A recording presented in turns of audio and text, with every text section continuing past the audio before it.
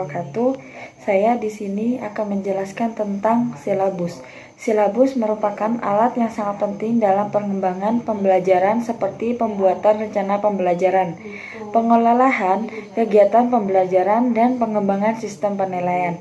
Secara singkat dapat juga dikatakan silabus sebagai produk pengembangan kurikulum.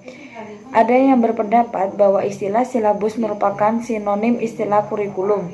Ada yang membedakan kedua istilah tersebut meskipun keduanya mempunyai hubungan yang sangat erat.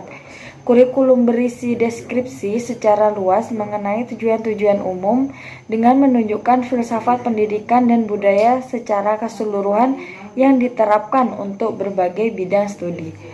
Pada silabus memuat keterangan yang mendetail mengenai muatan dan filsafat kurikulum yang masih bersifat umum agar dapat diterjemahkan ke dalam bentuk kegiatan belajar di dalam kelas sehingga tujuan yang telah ditentukan dapat tercapai dengan mudah. Ini menunjukkan bahwa silabus merupakan penjabaran dari apa yang telah ditetapkan dalam kurikulum. Baik, di sini saya Ahmad Badrul Teman Batian NIMT 2019-1155 akan menjelaskan tentang prinsip-prinsip silabus sebagai berikut. Yang pertama yaitu ilmiah. Dalam silabus itu keseluruhan materi dan kegiatan yang menjadi muatan harus benar dapat dan dipenuhi secara keilmuan. Yang kedua yaitu relevan. Cangkupan ke dalam tingkat kesukaran dan urutan penyajian dalam materi silabus ini sesuai dengan tingkat perkembangan fisik, intelektual, sosial, emosional, dan spiritual peserta didik. Yang ketiga yaitu sistematis.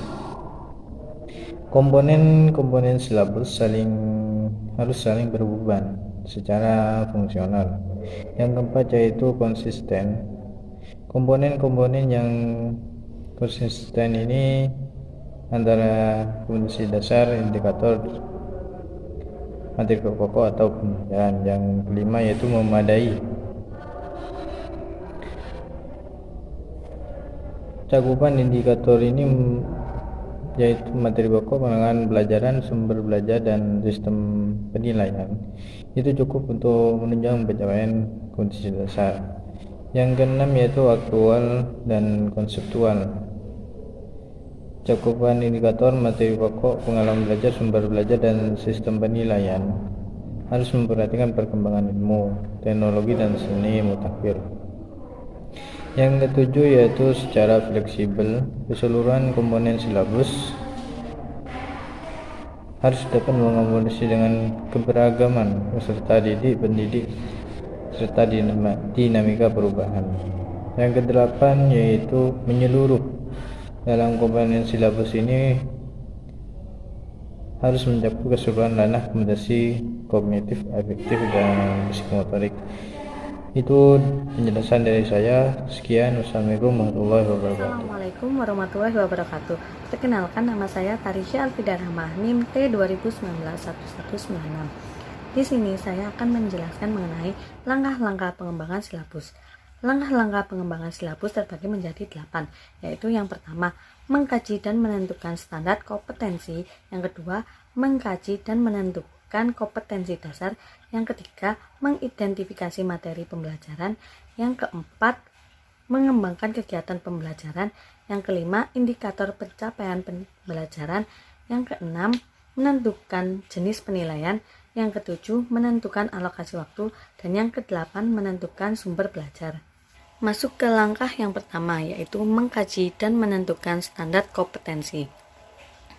Mengkaji dan menentukan standar kompetensi perlu memperhatikan hal-hal antara lain: 1. Urutan berdasarkan hierarki konsep disiplin ilmu dan tingkat kesulitan materi tidak harus sesuai dengan standar isi. Kedua, keterkaitan antar standar kompetensi dan kompetensi dasar dalam mata pelajaran. Yang ketiga, keterkaitan standar kompetensi dan kompetensi dasar antar mata pelajaran. Masuk ke dalam langkah yang kedua, yaitu mengkaji dan menentukan kompetensi dasar. Dalam mengkaji dan menentukan kompetensi dasar, perlu memperhatikan hal-hal antara lain: 1.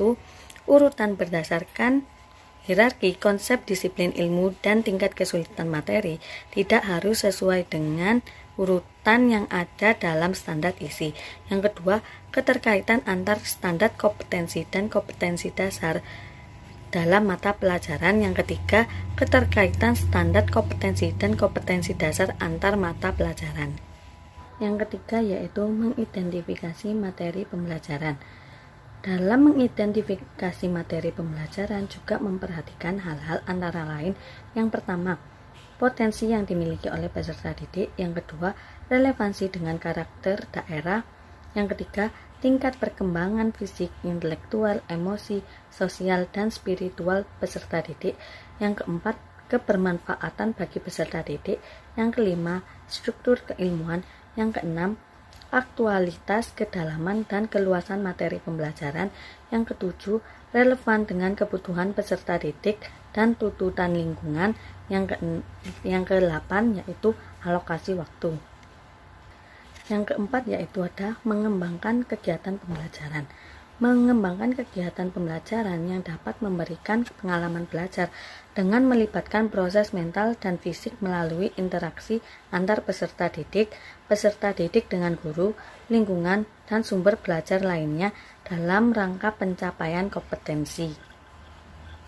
Yang kelima yaitu ada indikator pencapaian kompetensi. Indikator merupakan penanda pencapaian kompetensi dasar yang ditandai oleh perubahan perilaku yang dapat diukur melalui sikap, pengetahuan, dan keterampilan. Yang keenam yaitu menentukan jenis penilaian. Penilaian dapat dilakukan dengan menggunakan tes maupun non-tes yang berbentuk tertulis, lisan, pengamatan kinerja, sikap, penilaian hasil karya seperti proyek dan produk, penggunaan portofolio, dan penilaian diri. Yang ketujuh yaitu menentukan alokasi waktu. Penentuan alokasi waktu pada setiap kompetensi dasar didasarkan pada jumlah minggu efektif dan alokasi waktu mata pelajaran per minggu dengan mempertimbangkan jumlah kompetensi dasar, keluasan, kedalaman, tingkat kesulitan, dan tingkat kepentingan kompetensi dasar. Yang terakhir yaitu menentukan sumber belajar. Penentuan sumber belajar dapat didasarkan pada standar kompetensi dasar, serta materi pembelajaran, kegiatan pembelajaran, dan indikator pencapaian kompetensi. Assalamualaikum warahmatullahi wabarakatuh. Nama saya Siti Nurholida, NIM T 2019-1167. Di sini saya akan menjelaskan mengenai komponen silabus. Menurut Permendikbud Nomor 23 Tahun 2016, setidaknya silabus memiliki 9 komponen. Yang pertama yaitu identitas mata pelajaran. Yang kedua, identitas sekolah, yaitu nama sekolah beserta kelasnya. Yang ketiga, kompetensi inti. Kompetensi inti adalah tingkat kemampuan yang harus dimiliki oleh peserta didik pada setiap tingkatan untuk mencapai standar kompetensi. Yang keempat, kompetensi dasar. Kompetensi dasar ini adalah pengetahuan, keterampilan, dan sikap minimal yang harus dicapai oleh siswa. Kompetensi dasar ini merupakan penjabaran dari standar kompetensi. Yang kelima, materi pokok. Materi pokok adalah materi pembelajaran yang harus dipelajari oleh siswa. Yang keenam, kegiatan pembelajaran. Yang ketujuh, penilaian. Penilaian adalah suatu cara yang dilakukan oleh guru untuk memperoleh informasi mengenai hasil belajar siswa. Yang kedelapan, alokasi waktu. Alokasi waktu merupakan jumlah waktu yang dibutuhkan untuk ketercapaian suatu kompetensi dengan memperhatikan minggu efektif, alokasi waktu per minggu, dan jumlah kompetensi per semester. Dan yang terakhir yaitu sumber belajar. Sumber belajar merupakan rujukan atau bahan yang digunakan untuk kegiatan pembelajaran. Nah, itulah merupakan komponen-komponen silabus. Jika Anda ingin mengetahui lebih lanjut seperti apa komponen-komponen silabus itu, bisa melihat contoh silabus yang sudah kami lampirkan di dalam makalah kami. Terima kasih. Wassalamualaikum warahmatullahi wabarakatuh.